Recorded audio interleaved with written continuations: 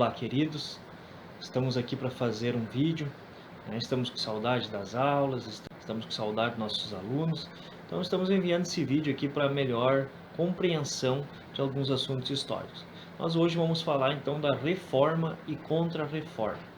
Foi talvez a maior divisão já acontecida na cristandade ocidental, esse período da Reforma do século XVI. Na Reforma, surgiram novas religiões, como a religião luterana, anglicana, calvinista, saídas de uma dissensão, de uma divisão dentro da Igreja Católica.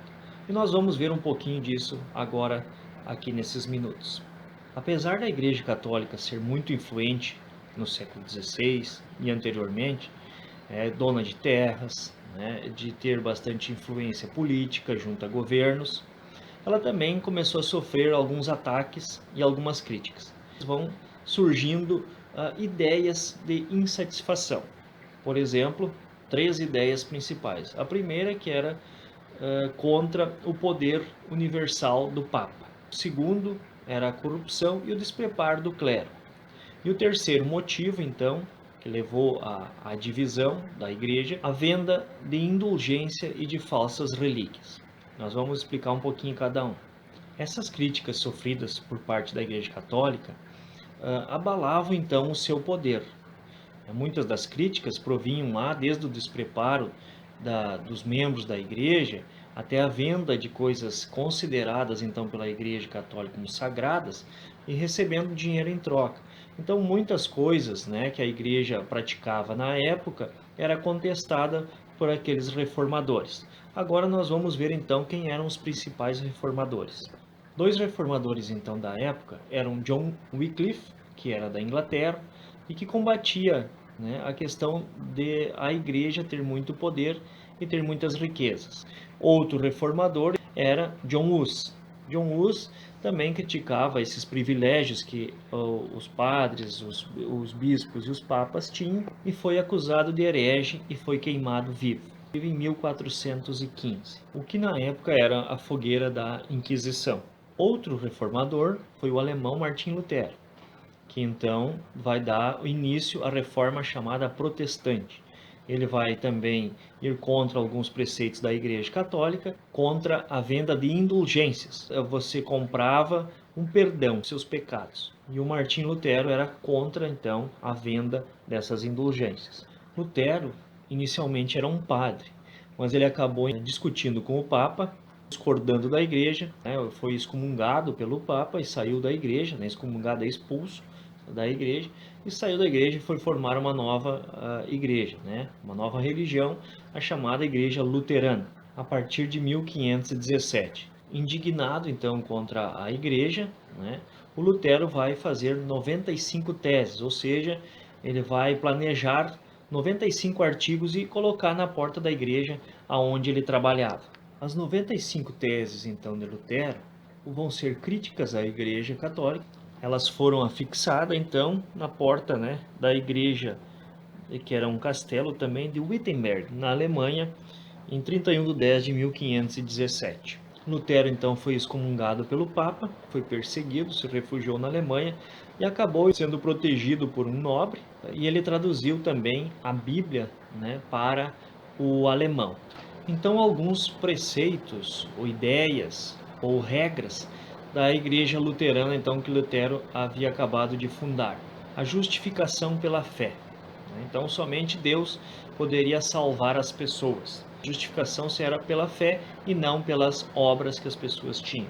O sacerdócio universal, ou seja, qualquer pessoa poderia se tornar uma pessoa que ensinaria então as coisas da Bíblia para os outros.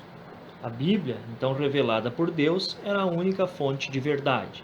Passavam a existir apenas 2 sacramentos, o batismo e a comunhão.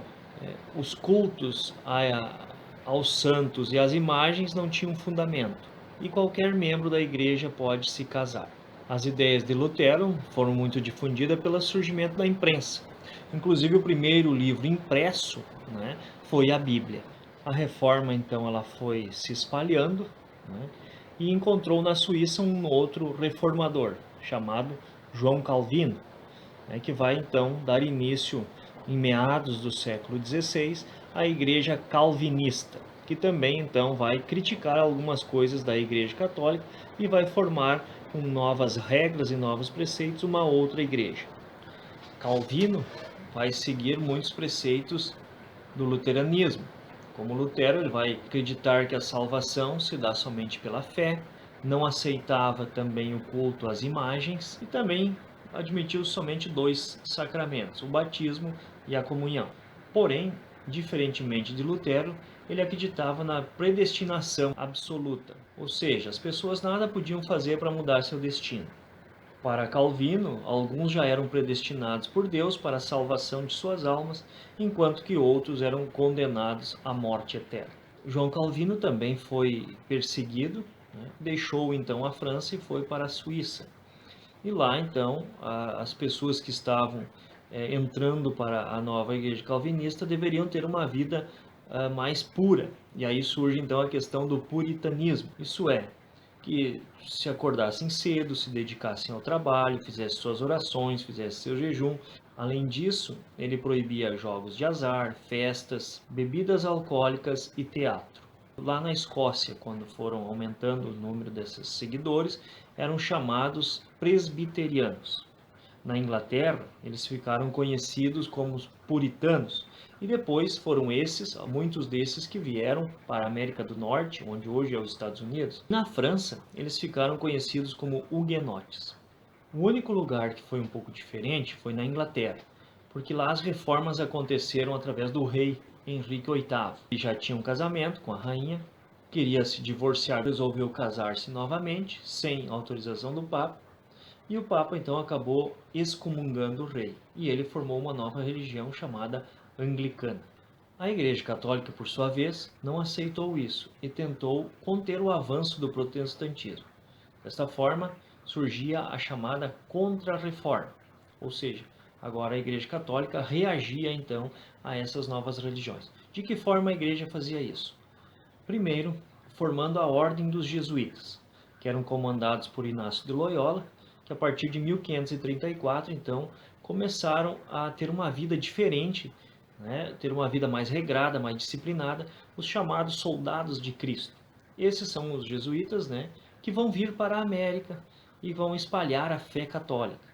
Então, vão ir também para a África, vão ir para a Ásia, para outros locais, levando a fé e os preceitos católicos para outros continentes. Segundo passo, então, da Igreja foi o Concílio de Trento. Era um concílio, uma reunião convocada pelo Papa, né, e feita lá com arcebispos e bispos. Ela foi feita em 1545, na região da Itália, e durou por alguns anos. Lá então foram colocadas algumas ideias.